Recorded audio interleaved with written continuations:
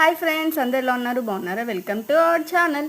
ఈరోజు నేను మునగాకు పొడి చేస్తున్నాను అండి. సో ఇది హెల్త్కి చాలా మంచిది. మనం తినే ఫస్ట్ ముద్ద మునగాకు పొడి కొంచెం నెయ్యి వేసుకొని తింటే చాలా మంచిది.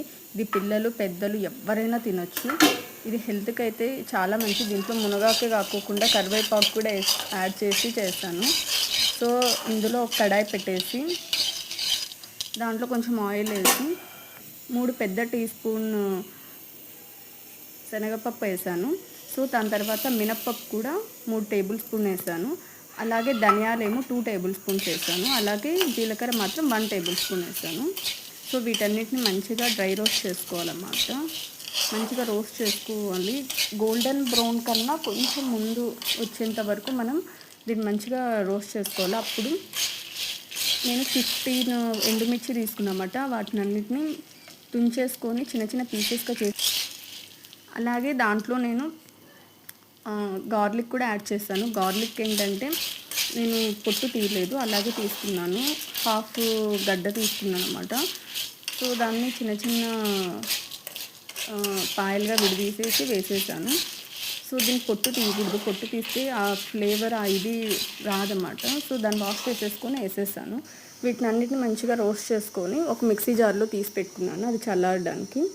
అంతలోపు ఇటు సైడ్ నేను మునగాకు కరివేపాకు కడిగేసాను అన్నమాట. కడిగేసుకొని పక్కన పెట్టుకొని వాటిని ఇప్పుడు అదే ప్యాన్లో నేను డ్రై రోస్ట్ చేస్తున్నాను. సో ఇప్పుడు మునగాకు ఒక 2 కప్స్ తీసుకుంటే జస్ట్ ఒక గుప్పెడు మీద నేను కరివేపాకు తీసుకున్నాను. సో కరివేపాకు కూడా చాలా మంచిది హెల్త్కి. మనం కరివేపాకు మామూలు కూరల్లో అలా వేస్తే పిల్లలు తీసేస్తారు, అందుకే ఇలా వేసేస్తే వాళ్ళకి తెలియదు, తినేస్తారు. సో పెద్దవాళ్ళు కూడా అలాగే చేస్తారు కాబట్టి అందుకే నేను ఇలా వేసేసాను అన్నమాట.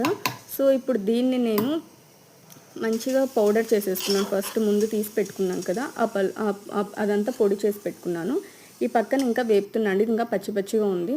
సో ఇలా డ్రై అయిపోవాలి. మొత్తము డ్రై అయిపోయాక ఆ తర్వాత దాన్ని మిక్సీలో తీసుకొని దాంట్లో చింతపండు, కొంచెం సాల్ట్ వేసేసి మనకు రుచికి తగినంత సాల్ట్ వేసేసుకొని మంచిగా పౌడర్ చేసుకోవాలి. సో ఇప్పుడు ఇలా ఉంటుంది అన్నమాట ఈ పౌడరు. ఇది చాలా మంచిదండి, హెల్త్కి మంచిది, ప్లస్ చాలా టేస్టీగా కూడా ఉంటుంది. ఒకసారి ట్రై చేయండి. Thank you.